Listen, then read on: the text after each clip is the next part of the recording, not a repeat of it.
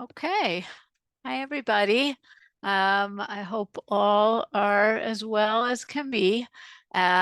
We are, like last week, going to dedicate the learning that we are doing for the full recovery of everybody who's wounded, for the return, the safe return of all of the hostages, and also for the safe return of all of our soldiers and their victory over the forces of evil. Okay, let's get started. So today we're going to do our second class on the land of Israel. And we are going to talk about water. No? Okay, water. Why is this not working? Here we go. Okay, we're going to talk about water.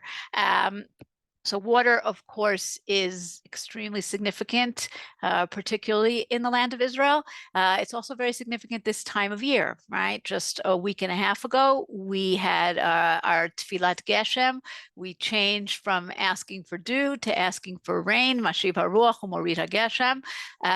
And we did our Hoshanot, right? Walking around in the time of the Beit HaMikdash, walking around the altar. Today, walking around the Bima and Shul, but the idea of calling out Hoshanot with our Aravot, with our willows that need water.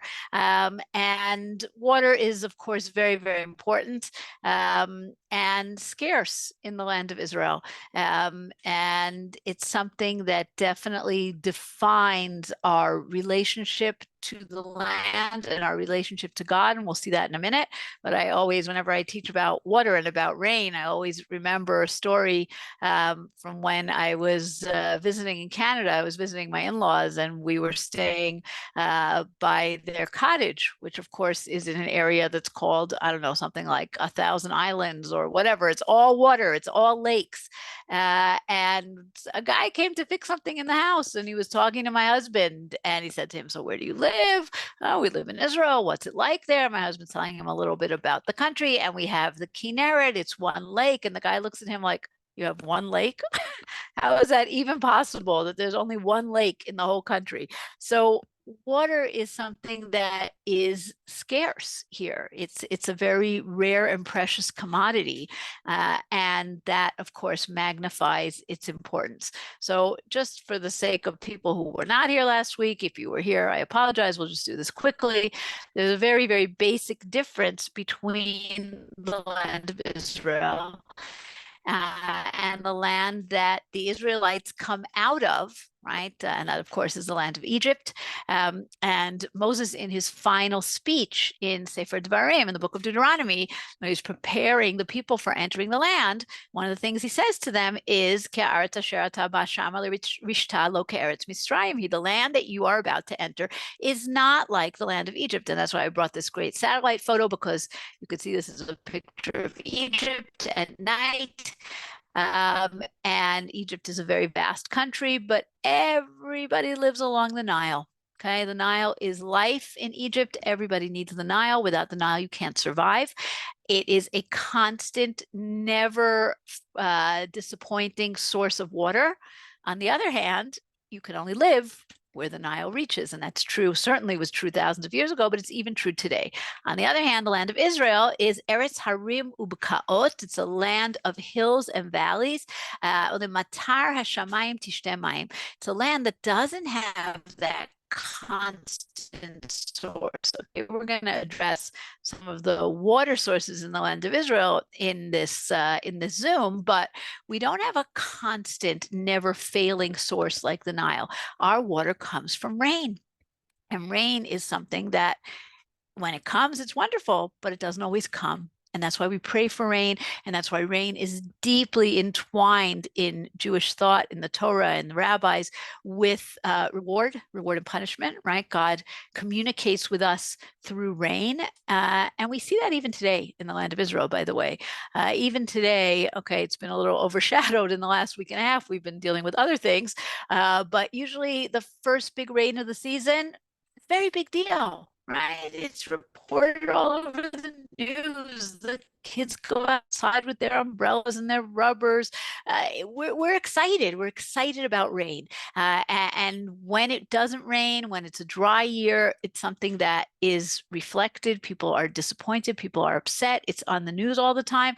And when we do have a rainy year, that's something that we talk about all the time. And it's not like Israel doesn't have other sources of water, as we'll see towards the end, but we're still very tied to this idea of the importance of rain. Okay. And that, of course, comes from Vayayim Shamoa, right, from the second paragraph of the Shema, right, that when you behave, when you do the mitzvot, you will have rain. And then if you have rain, then you're going to have all of your crops are going to grow, your agriculture is going to work, right? But that's only dependent on your behavior. And that, of course, is the continuation of that pasuk in Dvarim, Eretz asher Hashem Elokecha doresh ota tamid. God is always watching this land.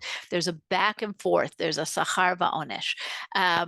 And this idea of rain is a sign that God is on our side. We see it, the prophets talk about it. Famously, the prophet Amos talks about how God's going to make it rain in one place and not in another place, right? Which is something that he himself witnessed in the desert, that you could see rain in one place and sun in another place. But rain is this reflection of God's connection to us.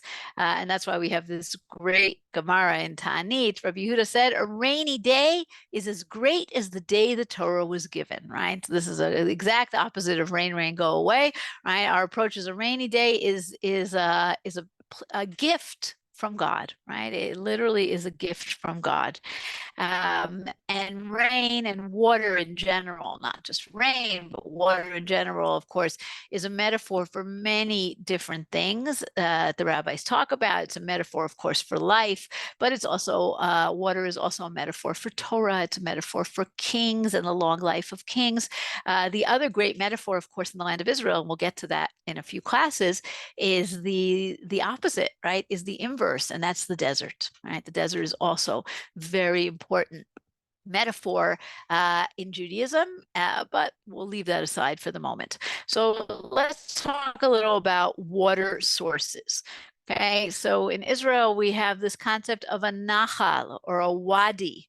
Okay, when you go on a hike with your kids and you're very excited and you tell them we're going to nachal this and this, right? We're going to wadi this and this, and they're like, oh, great, get the bathing suits, right? Not always, right? Israel has two kinds of nechalim, two kinds of nachals. One is a nachal etan, which always has water, and one is, and it's a much more common one, a nachal achzav, which sounds in modern Hebrew like it's a disappointing nachal, right? It means it's a nachal that doesn't always have water, right? And that word nachal or wadi in Arabic or riverbed or gorge, it doesn't mean a river. And this is the contrast in these pictures. You may be able to recognize on the left is the Great Mississippi River.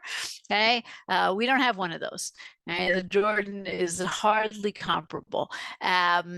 What we have are riverbeds, which there are some that do have water all year long, particularly if you go to the north, to places like the Dan or the Banyas. We're going to look at those, or you have Ein Gedi or Wadi Kelt. Those do have water all the time, but you have a great number of riverbeds, like this very dramatic scene here on the right, which is Nachal Tzin in the desert, which is a very dramatic, beautiful landscape that does fill with water, but only when we have a flash flood. So a riverbed does not necessarily guarantee water. It means it's a potential for water, right? So that's important to understand. How do we collect our water?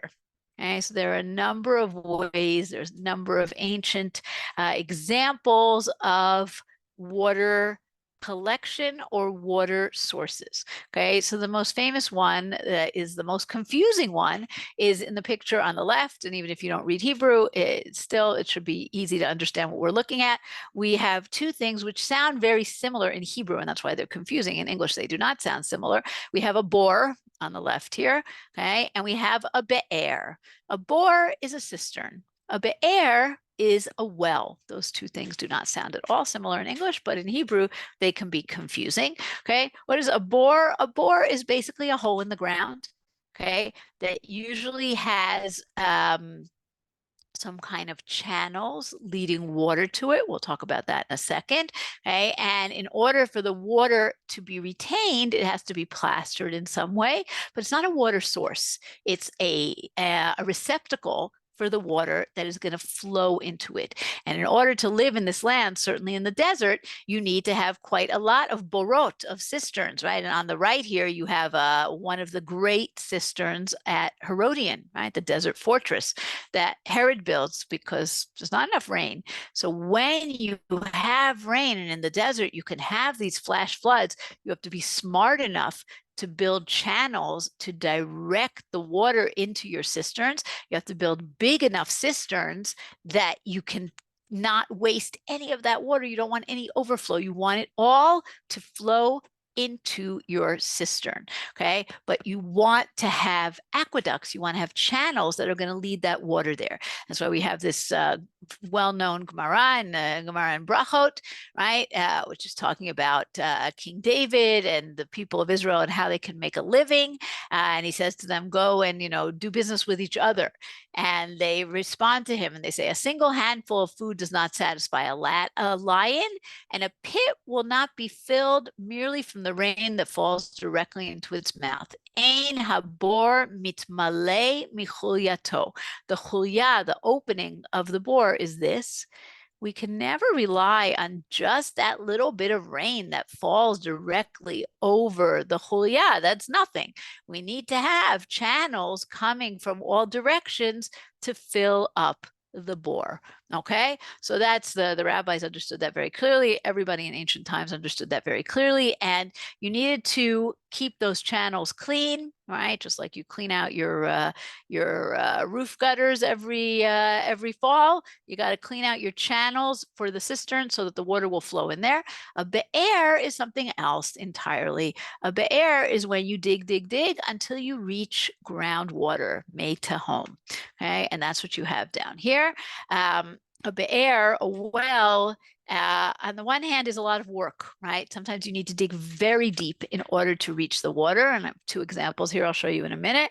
On the other hand, as opposed to a cistern, a be'er, a well, can last for a long time, right? If you reach a good source of groundwater, you can have that water for a while instead of having only the seasonal rainfall of the cistern, which is used up at the end of the winter. Okay, so but you have to work hard.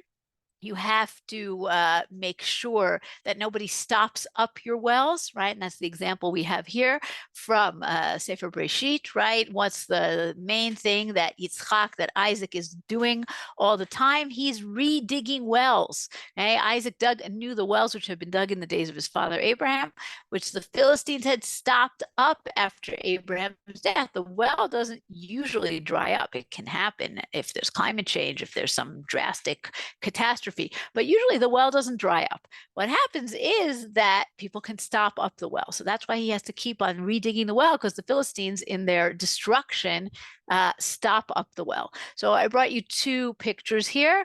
The well on the left, part of it is reconstructed. This trough is reconstructed, obviously this wood parts, but this is a well from Tel Sheva, which is an archaeological site right outside of Beersheba, right to the east of Beersheba. And it's a well that was dug not in the time of Abraham, but it does go back to the first temple period, and it's 70 meters deep, 210 feet deep. Can you imagine digging something that deep in the days before bulldozers or any kind of, electrical drill? It's an immense amount of work, but then you have this steady water source. Okay, the well on the right is somewhat more modern. This is a well from the pioneers in Rishon LeZion. In the 1880s, the first Aliyah come to Rishon LeZion. They're farmers. They want to be able to settle, but there's no water. How are we going to survive without water? And they dig and they dig and they dig and they go meter after meter after meter. They're not finding anything until finally they reach water. And that's an enormous, joyful day in the community because now they can survive. So that's a be'er as opposed to a bore, a be'er reaching the groundwater. We also have another source of water besides the bore and the be'er, and that's the ma'ayan, the spring. Okay. A spring is living waters. It's ever flowing waters. We have many springs in Israel, some of them large, some of them small. What is special about the Ma'ayan as opposed to the bore or the be'er? Okay. The Ma'ayan flows.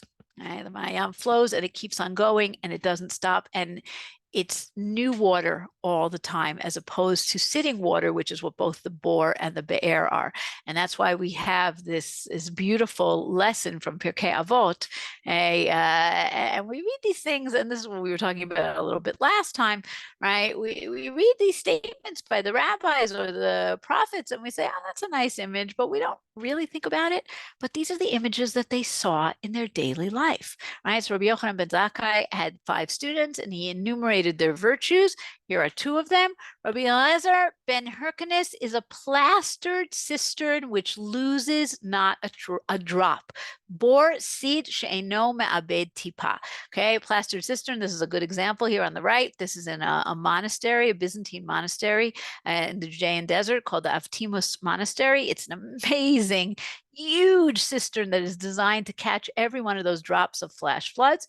You can see the plaster, right? You can see the plaster. Here's all this nice plaster that has still stayed around. And that plaster holds in the water. Okay? The plaster holds in the water. And that is a very significant and important thing. However, this toolbar is doing things that I do not want it to do. Okay, good. Sorry, Zoom, trying to be too smart. Don't be so smart, Zoom. Okay, so board no ma'abed tipa. It's a plastered cistern which doesn't lose a drop. The water stays inside, it's retained, it doesn't leak out. Whereas Rabbi Elazar ben Arach is like a spring that ever gathers force, a ma'ayan hamitgaber. What is the difference between these 2 things? How can we compare these 2 scholars? A board no ma'abed tipa, Rabbi Elazar ben Hyrcanus, otherwise known as Rabbi Elazar the Great Hagadol, he is famous. We have his statements all over Gemara about how he never says anything that he didn't learn from his teachers before him. Okay, he is an enormous vault, a bank of information, but he's not an innovator. Okay, he passes on what he has learned, and that's hugely important because we need the people who are going to retain the traditions and pass them on and teach us what our earlier teachers said. But he's not an innovator. Rabbi Elazar ben Arach is a very different personality. He's a spring. He's a ma'ayan hamitgaber. He's always coming up with new ideas. It's never the same idea twice. He's always innovating. Is one better than the other? No, but they are very different. And these are beautiful images that express that difference. Okay. And I think that's also something that's important to understand about Rabbi Yochanan ben Zakkai, that he's a master teacher, right? A teacher who can appreciate what is unique and special about each one of his students, and how one is not necessarily better than the other, but each one has his own special qualities that contribute to the world. So that is it's one of my favorite statements in Pirkei Avot. Okay, now let's say I have water in one place and I need to get it somewhere else, right? It's very nice if I have a spring in my backyard, if I have a well in my backyard, but that doesn't always happen. So what do we have? In Second Temple times, we have this brilliant innovation that begins, Herod uses it, but it begins with the Romans. He learns it from the Romans. The Hasmoneans use it also, learning Roman technology, and that's called an aqueduct, right? An aqueduct is a way to move water from one place to another. Now you need to have You need to have topography to help you, right? The water has to be a little bit higher. It always has to be going downhill. You need to have good engineers who can figure it out. But if you can do that, and we have aqueducts in various places, Roman ones that have still survived in the land of Israel and certainly all over the Roman Empire. And if you can do that, you can bring water from a place that has no water to a place, from a place that has water to a place that has no water, right? And that's a very significant thing. It enables agriculture, it enables civilization. It's very significant. But the Romans did something else that is, they didn't have just plain aqueducts, right? Just one kind of moving the water from one place to another, but they had things that were even more sophisticated. And this is a great one. We have such a thing in the land of Israel. It's in today in Park Canada. This is not a picture from there. This is a picture from, I think it's Provence. Okay, but we do have such a thing here in Israel. And this is called a castellum divisorium.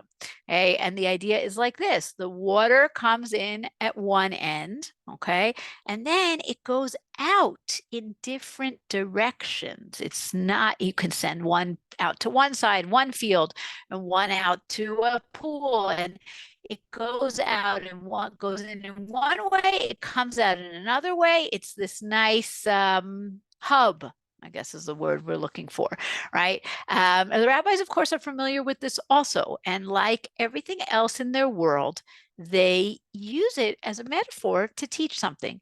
So Rabbi Levi said, this is a midrash in Vayikra Rabbah, this is like a traskal, okay? A lot of times in our midrashim, because people copied and they didn't know the words, they didn't know the Latin or the Greek, the words kind of got messed up, but today we're able to really figure it out. And when it says a traskal, we understand it's a castel, or what I showed you here, a castellum divisorium, okay, whose owner hired workers to fill it. Okay, now what's the image here?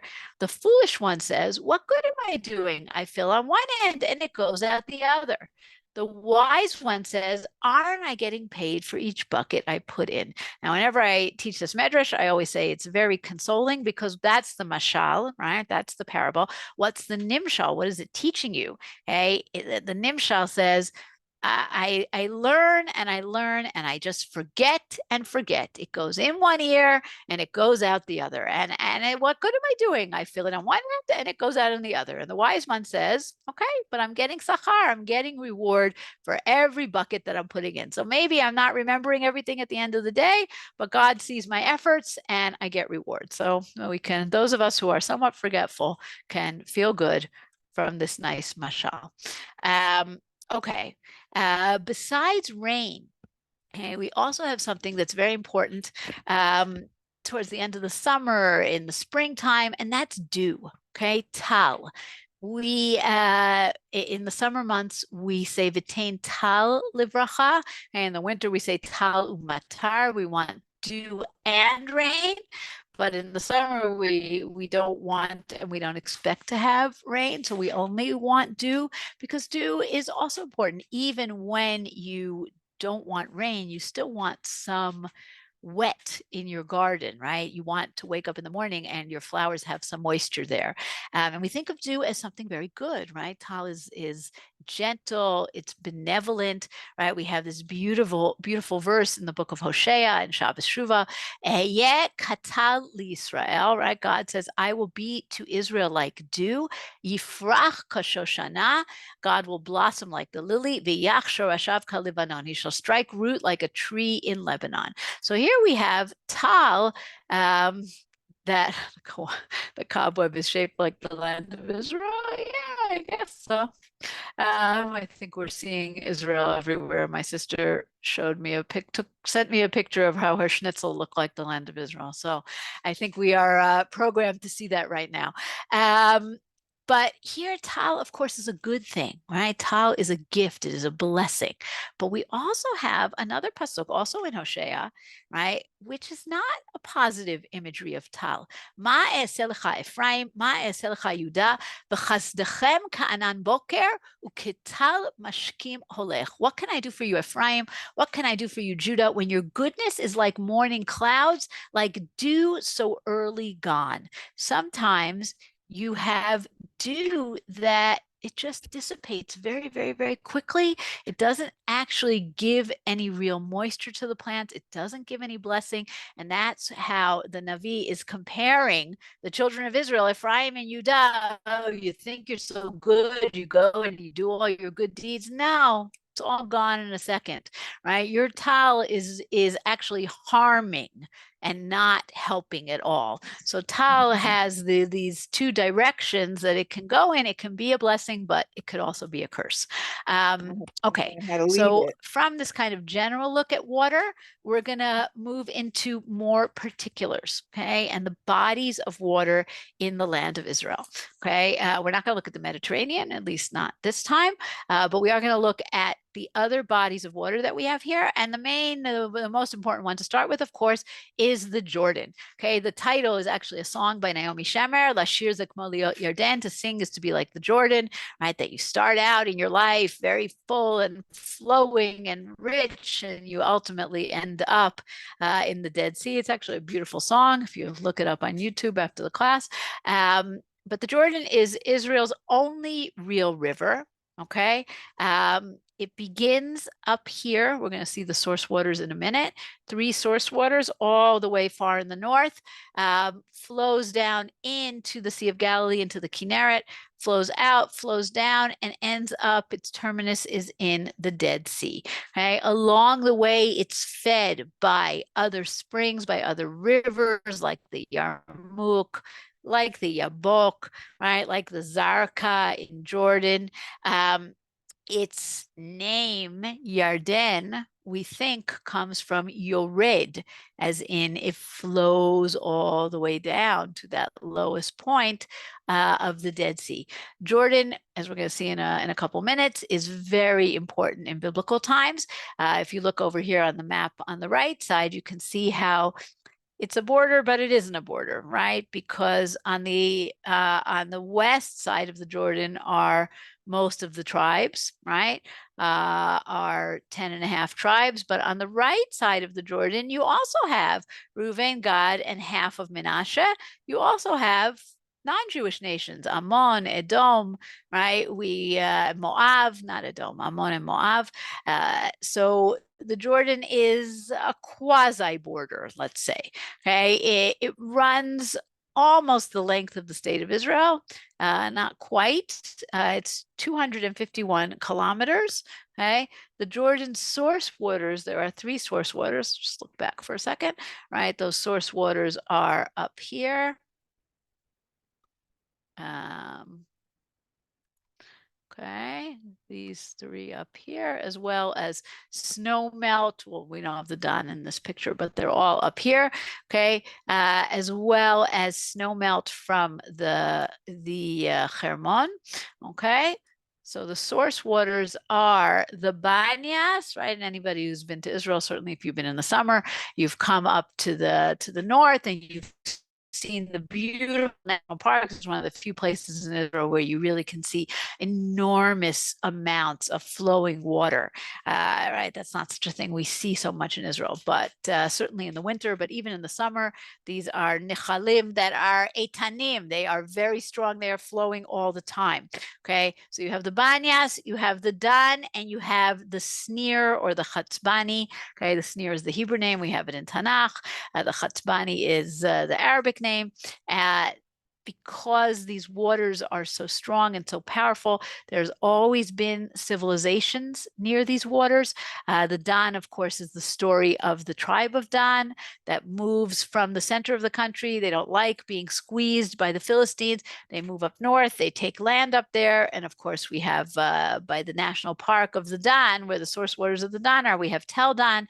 We have the ancient site of the tribe of Dan. Okay, so that's our source waters of the Jordan. as the Jordan flows down, okay, there's actually a dam at the bottom part of the Kinneret. Okay, it's called Secher Degania. It was originally built to create a power plant. Today, we want to keep the water in the Kinneret as kind of like a reservoir for emergency purposes. So very, very rarely is the Degania Dam open. It's usually closed. We don't allow too much water to flow into the Jordan, which is actually problematic because the southern portion of the Jordan is becoming more and more polluted and smaller. It keeps shrinking over and over again. So now, since 2013, we do have a small constant flow from the Kinneret south into the Jordan to rehabilitate the polluted Jordan. But in general, the Degania Dam is left mostly closed because we want to keep that water in the Kinneret. We don't want it to flow out. Just once we're speaking of dams for a moment, the first electrical power plant in Israel is made by somebody named Pinchas Rutenberg in the 1930s. Very, very interesting character. Comes from Russia. He's involved in the Russian Revolution. He's very fascinating. And he decides to harness the power of two rivers, right? He goes to a place called Naharaim meaning two nahars, two rivers, the Jordan and the Yarmouk, right? And he uses the water to create the first electrical power plant in Israel in the 1930s. So that's just interesting in and of itself. There's more to talk about that story, but we won't do it right now. Okay, let's go back to the Jordan for a moment. Okay, the Jordan is very important in Tanakh. Okay, as we saw before, it's this quasi border.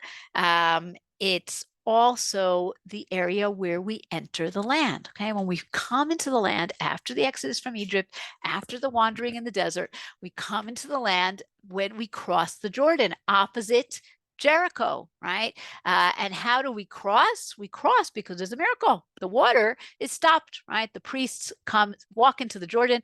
They're holding the Ark of the Covenant. The water stops. It piles up, right? Here we have the pasuk in Yoshua, right? When the priest's feet come to rest in the waters of the Jordan, the water coming from upstream will be cut off and will stand in a single heap. Okay, now we are pretty sure where this event happened. It's a place called Kasar al Yehud, which is at almost the southernmost point of the Jordan, just before it flows into the Dead Sea. This is a place that's very important for Christians who believe that Jesus is baptized here by John the Baptist, but it's also very important for Jews because this is a place that it's clear that it's opposite Jericho. And the book of Joshua says that the children of Israel crossed the Jordan opposite Jericho. So this place, Kasar al Yehud, which means the crossing point of the Jews, okay? The Arabs retained the identity of the place in the name. And this was a very important place for Christians for centuries. They built churches and monasteries here. After 1967, before 1967, this was under the control of Jordan. After 1967, it becomes under the control of Israel. Unfortunately, terrorists used it as a way to cross into Israel, and so the army closed it off. They mined it. They got rid of all the priests and the monks who were living there. They evacuated them. In the late 80s, the Vatican started to put pressure on Israel to open the site up again. And first it was opened only under kind of direct army. You had to be escorted by the army. Today it's a national park and you can go there, and it's actually an amazing thing because you can really see where the people crossed the Jordan. Right? Where is this place, right? It's right opposite here, opposite Jericho. We have this rather strange verse in the book of Joshua, right? Which says the water's coming from upstream, piled up in a single heap, a great way off at Adam, the town next to Zartan. Harchek ma'od me Adam ha'ir, right? Why do we care about the town of Adam? Why is this important? So classical commentators like the Radak say, oh, well, Adam was a was a city that was right near where they crossed. And because the waters stopped and they piled up and they piled up, you would think that Adam would have been drowned. It would have been covered in the water, this overflow of the Jordan water, but it was a miracle and they weren't. But today we actually understand that Adam is not near here, but Adam is about 30 kilometers north. Okay. Today we have a crossing, Gesher Adam, so a place that you could cross into Jordan. And this is far north. So what does it have to do with the story?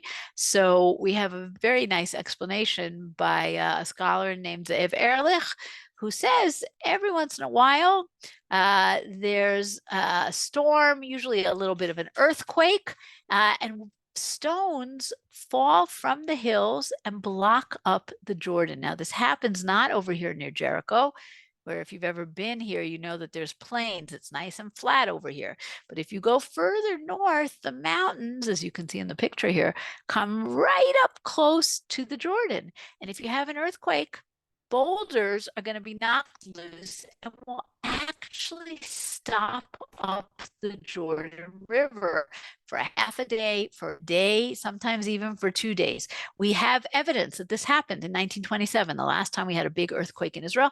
The Jordan River was stopped up for a couple of days.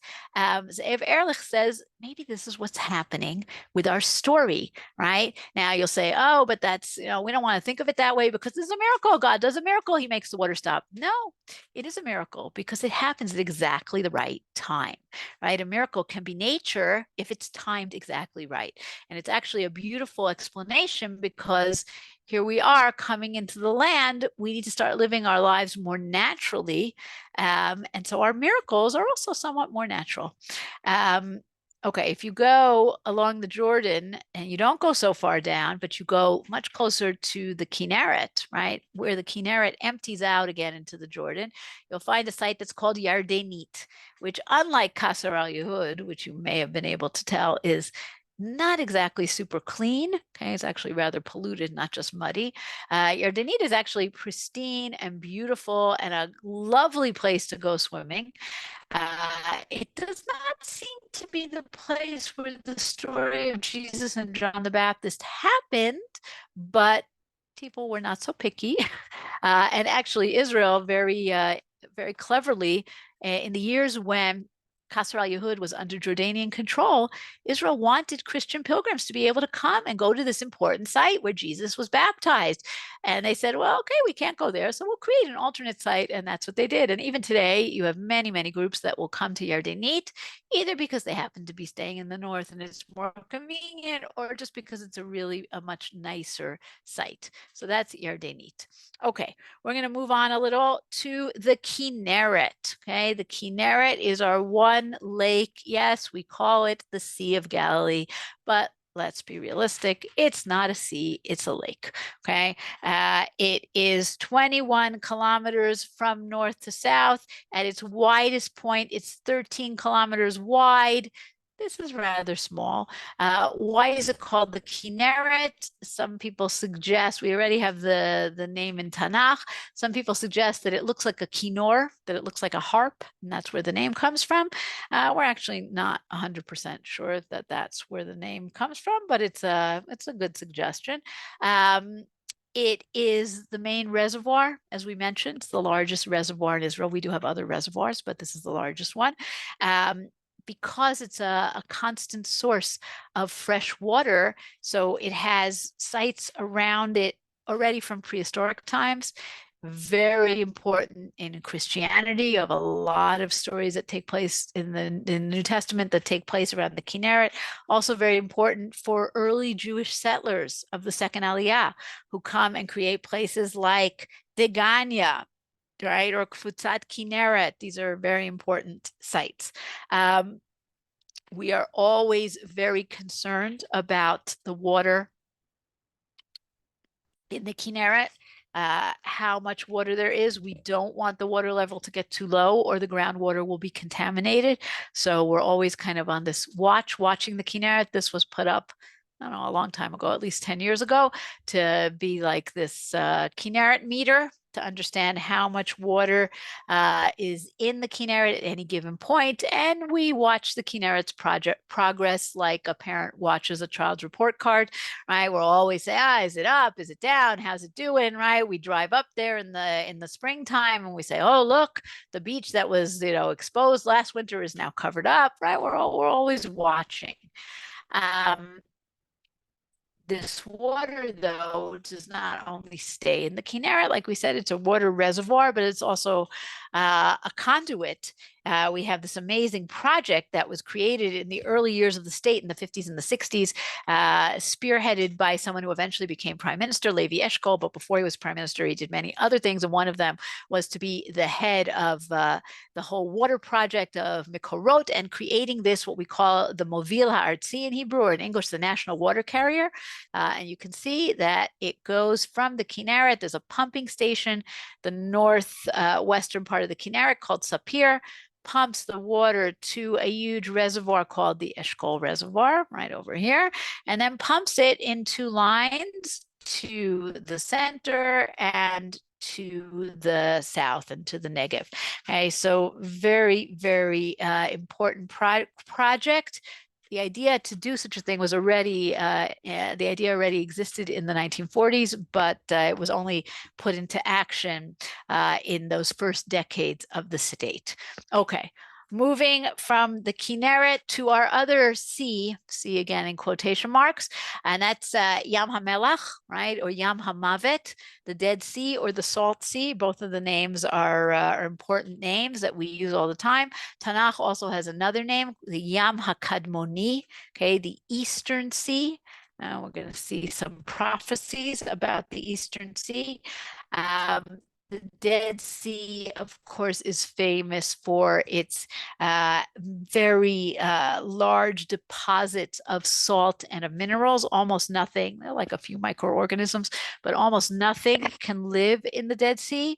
In terms of its dimensions, it's 50 kilometers long and 15 wide, so 50 long and 15 wide. And of course, because of the salt, it has these amazing floating properties. It also stings a lot. Okay. Lowest place on Earth, one of the few things that Israel has that's Guinness Book of World Records. We don't have too many of those. But the Dead Sea is the lowest place on Earth. How is it formed? Okay. Originally, it's millions of years ago, it's connected to the Mediterranean, right? There's one great sea. Then there's an earthquake creates the Jordan Rift, the Rift Valley, right? Creates the Jordan Valley, which is part of the Great Rift Valley. It's cut off from the Mediterranean and a lake forms, and the water flows into it, evaporates, minerals are deposited.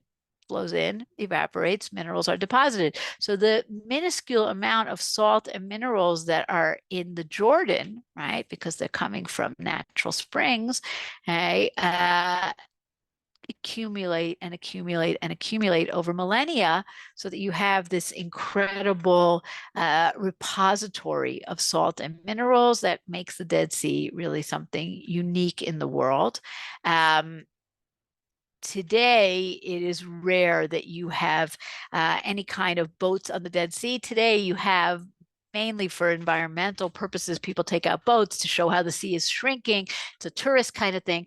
But in ancient times, boats actually sailed on the Dead Sea. It was a way to get either from the northern end down to the south, because there were cliffs and it was very hard to pass by land, or to get across from one side to the other. And we have this amazing picture. This is part of what's called the Medva map. Right, this is a huge mosaic map of our whole area, not our area, the land of Israel, that was discovered in a church in Jordan in the 19th century. It was made in Byzantine times, 1500 years ago. And it's amazing because it has all of these details with names in Greek of all these various places. And we can clearly see, right, first of all, the Jordan, which is full of fish. See all the fish swimming in the Jordan, and then opens up into the Dead Sea, which has no fish, but it does have boats, right? We do have boats on the Dead Sea. So that gives us an idea of what it might have been like in ancient times. The future of the Dead Sea, right? Fascinating that we have a few prophets that talk about water that's going to flow out from Jerusalem and out to the Dead Sea, and it's going to heal the Dead Sea. Okay? And one of the strongest images is in the book of Ezekiel, right? The end of the book of Ezekiel, Yechezkel, is this vision of the end of days, of messianic times. And the prophet goes to the temple and he sees things in the temple, and here he sees water issuing from below the platform and going east, right? Where's the water going? So he's being led by a guide who's an angel. And he says, this water runs out to the east and flows into the Arava. And when it goes into the sea of foul waters, right, our sea, the water will become wholesome. Okay? And there will be fish, and the fishermen are going to come, and there's going to be, it's going to come back to life, right? It's this amazing image of the end of days that Jerusalem is going to heal the Dead Sea, or really is going to heal Stone, right? Jerusalem and Stone sort of are diametrically opposed to each other. So you have this beautiful vision. A few years ago, it was right before Corona, so I guess it was 2019, or maybe it was the beginning of the winter of 2020. There was actually a lot of rain in Israel, and you had something very unusual. You had lots of flowers blossoming right near the Dead Sea, and people were amazed by it. Everybody, all these photographers went to take pictures of it, and it really did fit in a way with this vision of the sea coming back to life. One of the famous and important qualities of the Dead Sea and the area of the Dead Sea is, of course, that we're in the desert, right? And it's very, very, very dry. There's almost no humidity down there. It's very hot, but it's very dry. And because of that, all kinds of incredible things have been preserved down there.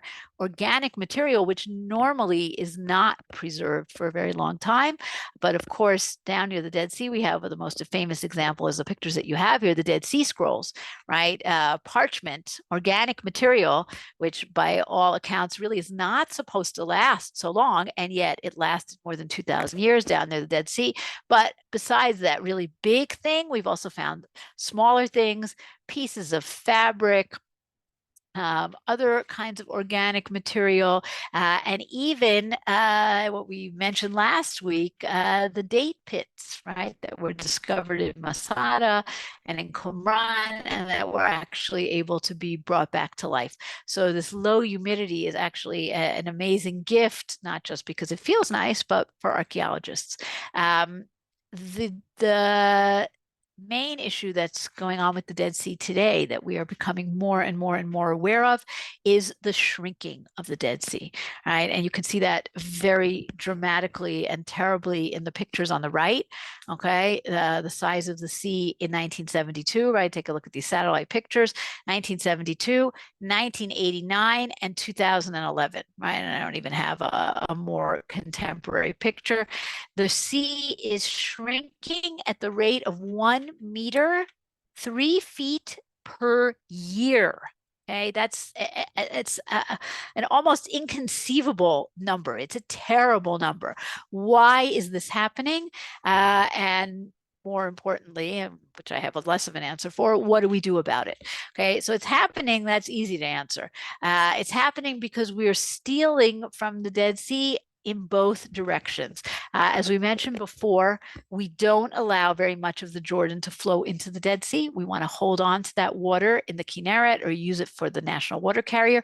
So unlike in ancient times where the water freely flowed into the Dead Sea from the north, today we steal that water. It doesn't flow in so freely.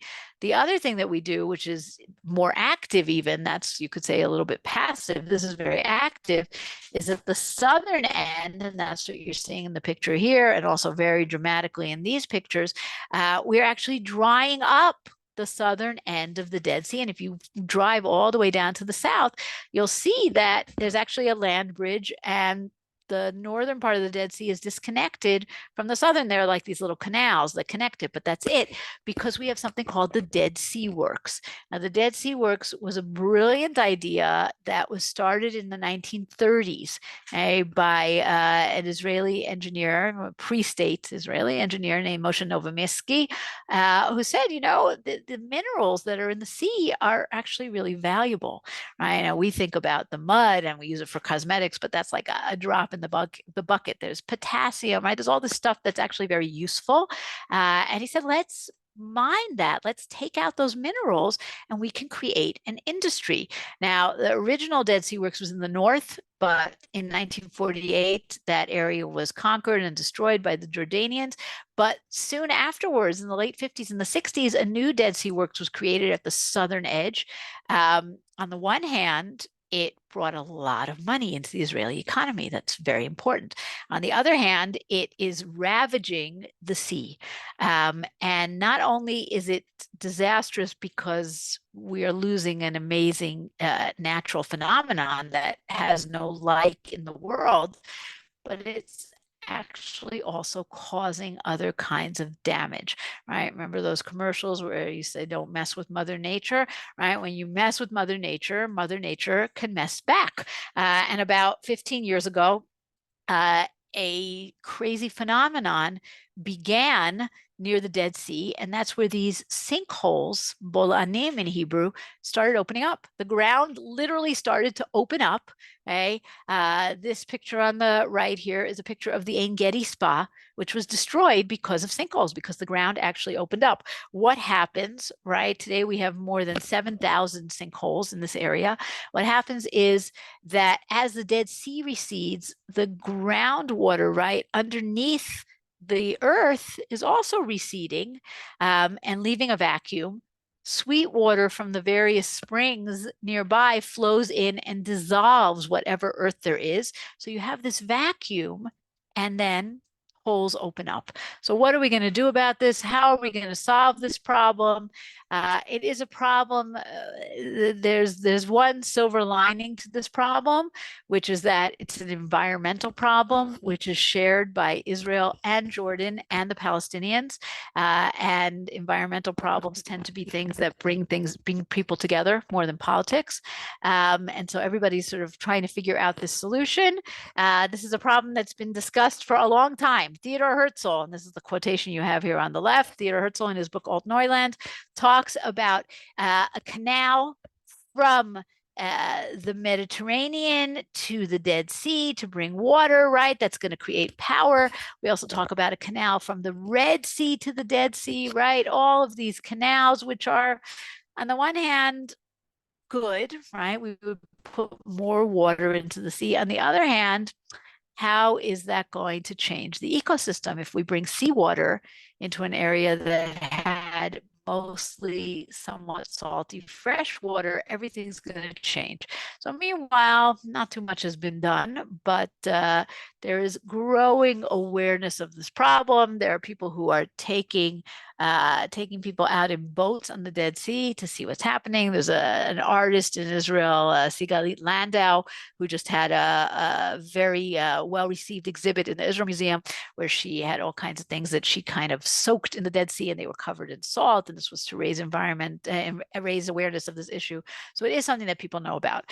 Okay, before we get to our last things about the water, I want to bring in a little bit topical, because we are, of course, talking about the area that in Hebrew is known as Otef Aza, the Gaza envelope, right? The communities that have been so affected in the last week and a half. And you can see here Be'eri and Nir Am, right? And so many others that are in this area. This is where the beginning of the war started. This is where the massacre happened in this area. This is where many of our soldiers are today, in Se'elim and other areas around here.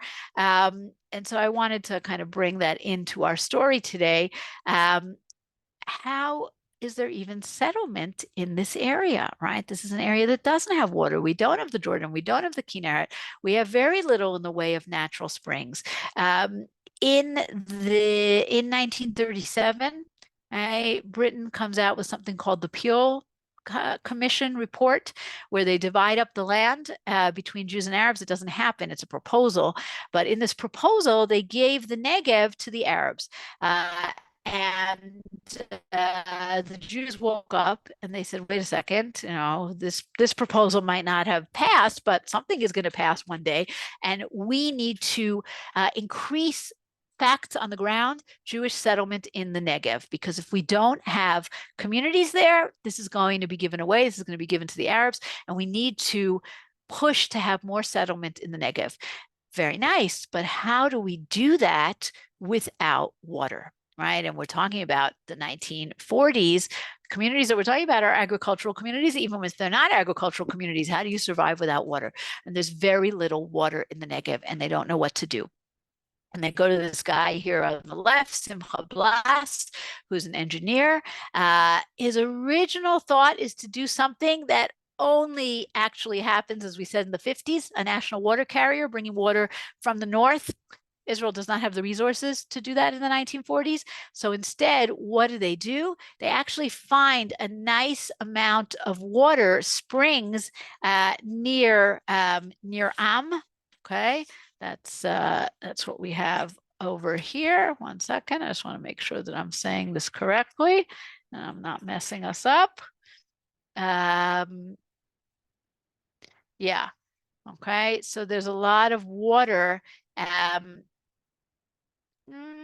Yes, near Am. This is near Am up here. He discovers that there are springs here, and what they do is they lay pipes. They lay 220 kilometers of pipes. Where do the pipes come from?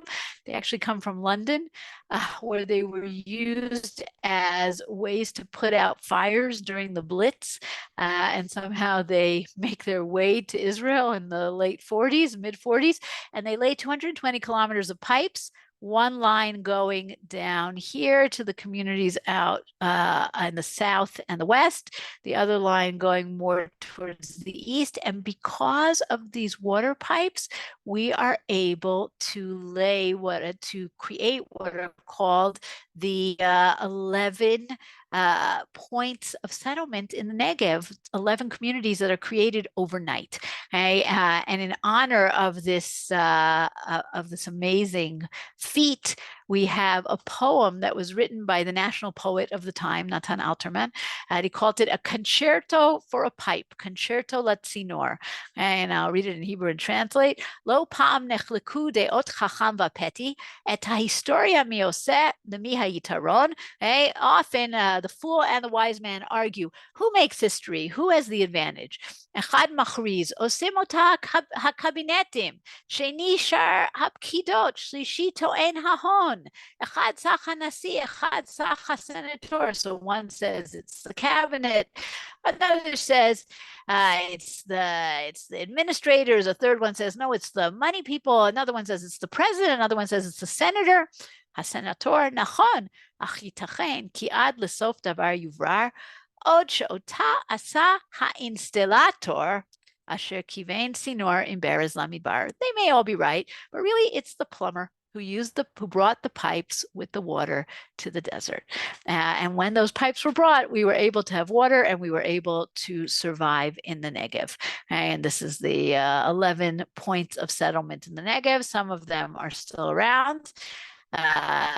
Like Nirim, like Be'eri, Shoval, Mishmar Negev, and these are really the places that were unfortunately a lot in the news and are still in the news today.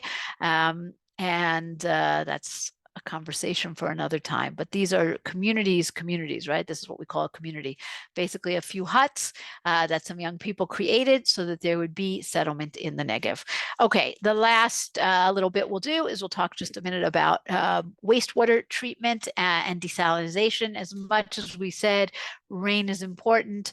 Rain is part of our contract with God, yet we understand that we need to have other sources of water. And so Israel does two very significant things. One is that we treat wastewater. Our wastewater treatment is the highest percentage in the world. We treat 80% of our wastewater. That is tens of percents higher than the next country, which I think is Spain. Most of that wastewater is, I mean, none of it is used for drinking, but it's used for agriculture, which is what the most water goes to. Okay, the other thing we do is we desalinate, and we have 5 plants that desalinate seawater. So we are always looking for ways to increase our water sources. Our water needs are always growing, so we always need to have more water. And we'll finish with this beautiful image of water, because water is also not just about agriculture and everything else, but it's about a relationship with God, and it's about purity. Okay? And Rabbi Akiva, at the end of the Mishnah in Yoma, the Mishnah that deals with Yom Kippur, Rabbi Akiva says, "How fortunate are you, Israel? Before whom are you purified, and who purifies you? It is your Father in heaven. As it is stated, I will sprinkle purifying water on you, and you shall be purified." And it says, the ritual bath of Israel is God. Mikveh Yisrael Adonai. Mikveh could be a mikveh, like we know, a ritual bath. Mikveh comes from the same root as tikva, right? Hope. Israel's hope is God. Okay, Rabbi Akiva is playing with that. Just as a ritual bath purifies the impure, so too the Holy One, blessed be He, purifies Israel. Okay, so we will finish that. Let's take a look at questions, comments. All right, hold on. Let's go back to the beginning. God and Reuven, we had an answer. Ice that stopped up Niagara Falls. Cool. What sources feed the Kinneret? The same sources that are the Jordan, meaning the Jordan feeds the Kinneret, and the three sources of the Jordan are the Don, the Banyas, and the Sneer. Okay, the Kinneret also has a few springs that go in, rainwater that comes from the Golan, but mostly from the Jordan. Kinnor is, today we say a kinnor is a violin, but in biblical times, a kinnor is a harp, or I mean, there are different names, a neva, a kinnor, but yes, more harp-like.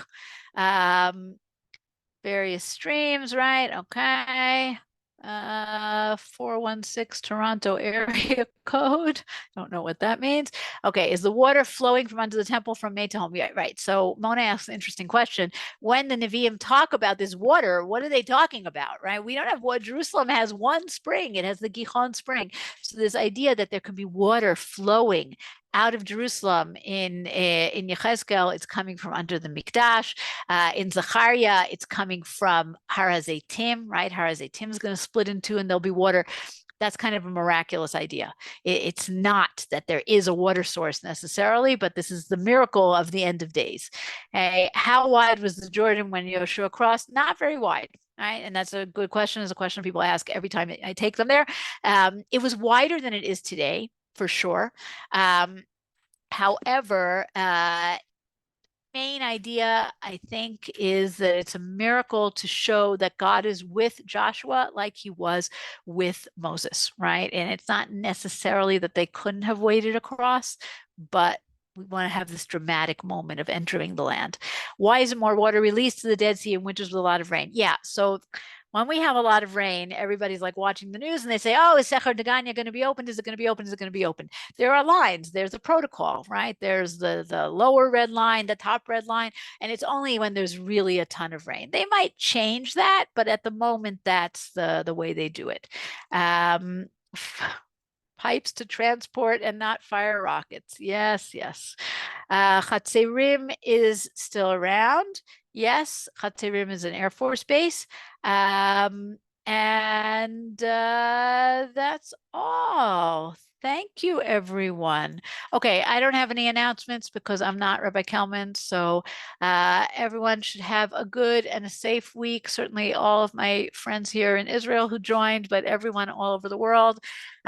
Please continue to daven for us, to give money for us, to advocate for us as much as possible. As you see, it's very, very necessary. Thank you, everyone. Stay safe. Thank you. Thank you. Thank you. Thank you. Thank you. Thank you. Thank you for a wonderful share. Thank you. Sarah Thank you. Tova. Sarah Tova. Amen, amen. Amen.